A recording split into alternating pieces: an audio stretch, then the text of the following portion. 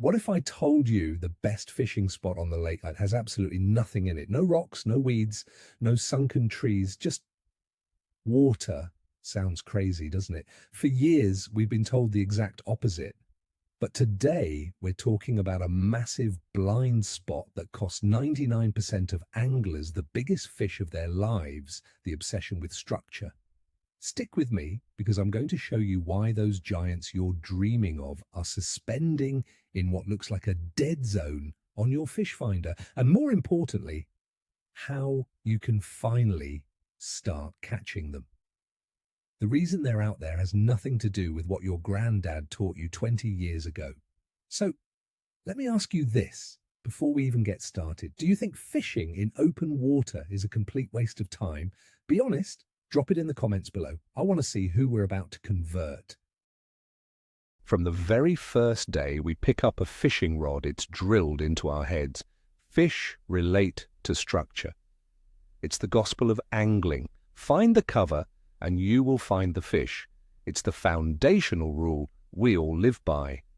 So what do? We spend thousands of dollars on fancy side imaging sonar, down imaging, 360-degree views, all so we can get a clearer picture of the bottom.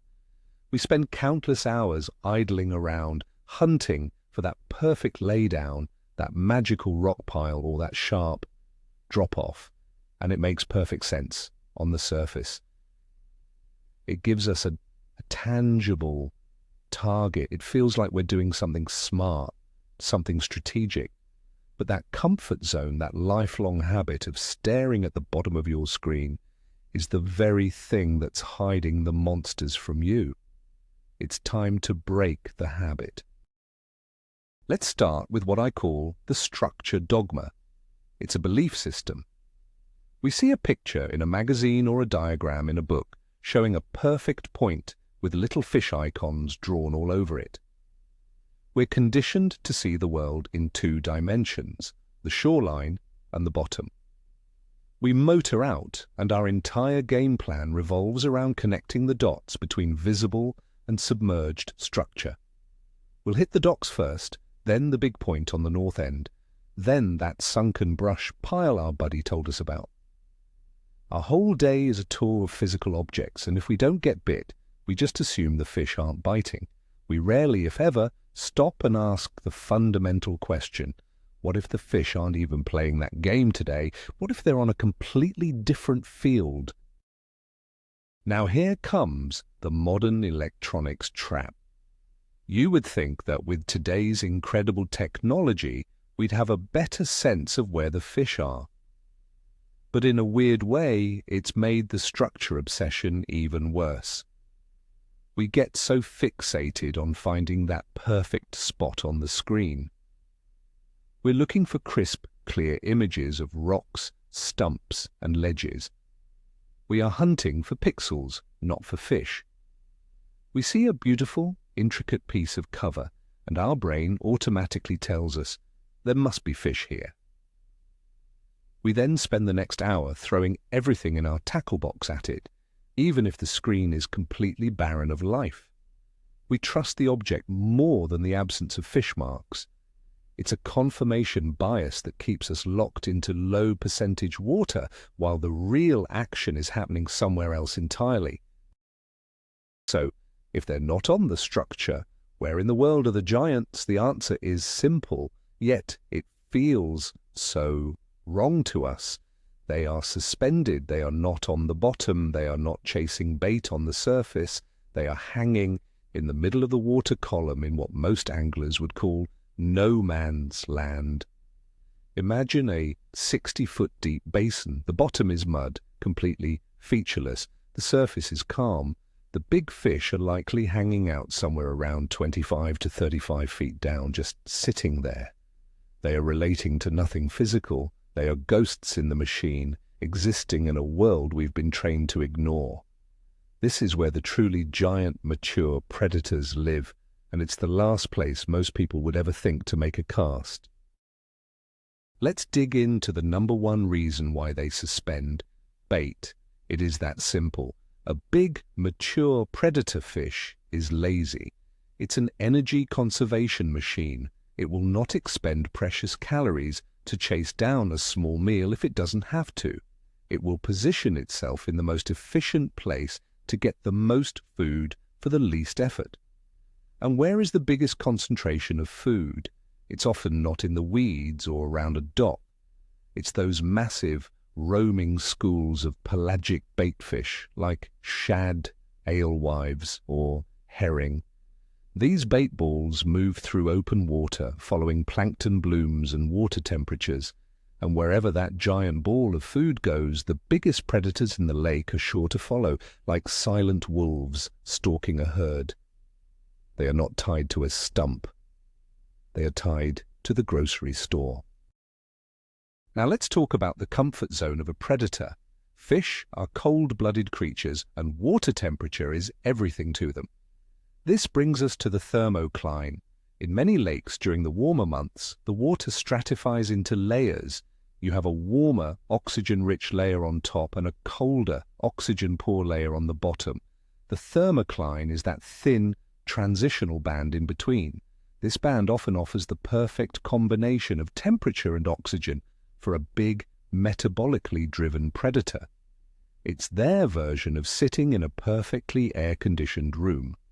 They can hang out there effortlessly, staying comfortable and stable, waiting for opportunities to feed, to present themselves.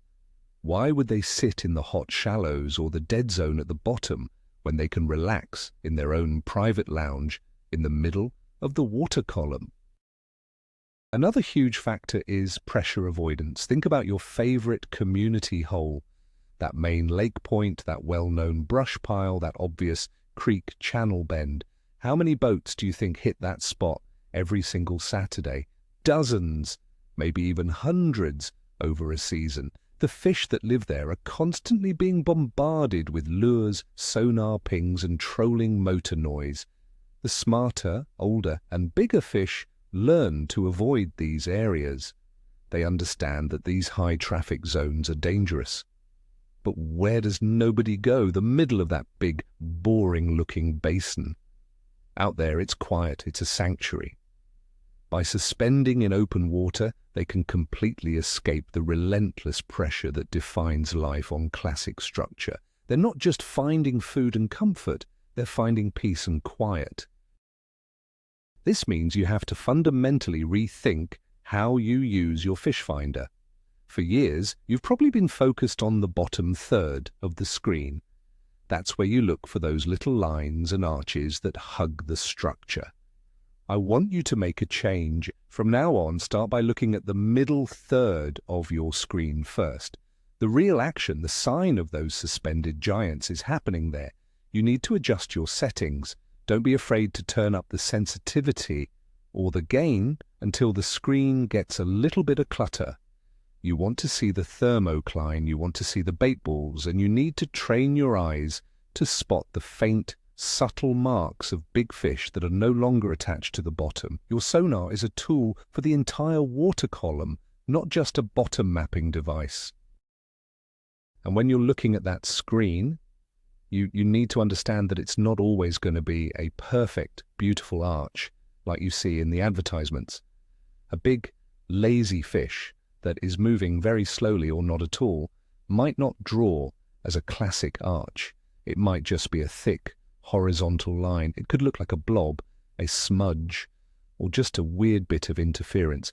This is where confidence comes in. You have to trust your gear and your gut. If you see a thick, dense mark suspended in the middle of a bait ball, that is not a glitch. That is your target. The biggest fish often look like unimpressive blobs on the screen because they aren't moving fast enough to paint that classic arch. Don't ignore the blobs. We need to bust the myth of empty water. I've heard it 1,000 times from other anglers. They'll look at a sonar screen showing a flat bottom and no obvious arches, and they'll say, "There's nothing here." But the untrained eye misses everything. Imagine looking at a screen that just shows a faint, hazy line at 25 feet.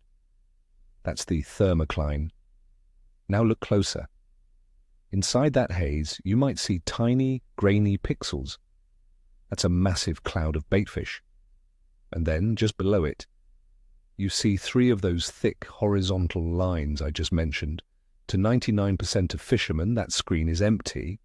To the 1% who knows what to look for, that screen is screaming that there are three giant predators waiting to feed. It's not empty water, it's the dinner table. To catch these fish, you must understand their behavior. A base holding tight to a stump is typically an ambush predator. It's waiting in a fixed location for a meal to swim by its face. It's a reactive strike. A suspended fish in open water, however, is a different beast entirely. It's a stalker, a cruiser, a pelagic hunter. It's actively roaming and moving with the bait. It's not waiting for food to come to it. It is going to the food. This means it is more likely to chase a lure down. It might follow your bait for a long time before deciding to commit. This behavioral difference is critical because it dictates how you need to present your lure. You aren't trying to surprise an ambusher. You're trying to convince a stalker that your lure is a worthy and easy meal. Because their behavior is different, your lure selection becomes absolutely critical. You can't just go out there and throw a bottom-bouncing jig or a Texas-rigged worm and expect to get bit. Your lure is going to sail right through the strike zone and end up 60 feet down on a useless, muddy bottom while the fish are suspended 30 feet above it. This is a completely different game that requires a specific set of tools. You need lures that can get to a precise depth in the water column and stay there. You need baits that have a large profile that can be seen from a distance and that realistically imitate the baitfish these predators are keyed in on. Leave the bottom contact baits in the box for this style of fishing. Let's talk about the undisputed champion for this technique, the swim bait. And I'm not talking about a little 3-inch paddle tail on a jig head.